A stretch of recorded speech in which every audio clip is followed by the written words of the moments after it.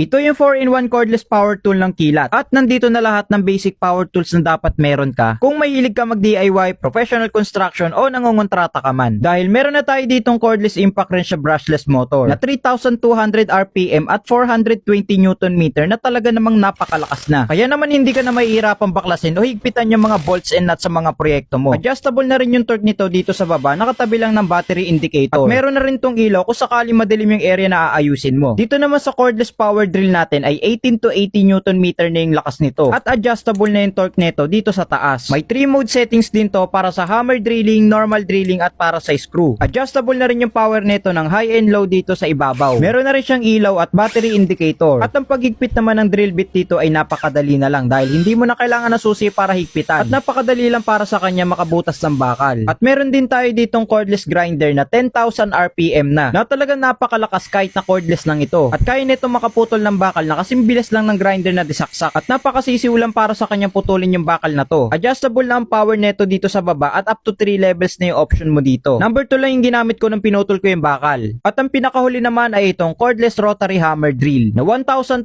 RPM na talaga namang napakalakas na para sa isang battery operated power tool na katulad nito. At nandito naman sa kanyang gilid ang kanyang 3 mode settings na rotation only, rotary hammer at hammer only. At dito mo rin sa baba makikita ang kanyang battery indicator. Napakalakas at napakabilis nitong bumutas ng bato kapag kasinit mo yung mode niya ng rotary hammer. Dahil parang niyang pinupukpok at binabare na yung bato kaya mabilis bumaon. Kaya talagang napaka-easy na lang magbutas ng pader ngayon kapag ka ito yung ginagamit nyo. Kaya naman kung mahilig ka mag-DIY, professional construction o nangungontrata ka man, maganda na mag-invest ka na ng gantong power tools para hindi ka na mahihirapan sa mga proyekto mo. Kaya kung gusto mo rin ito, ilalagay ko na lang yung link dyan sa baba kung saan ito mabibili at ikaw na yung bahala.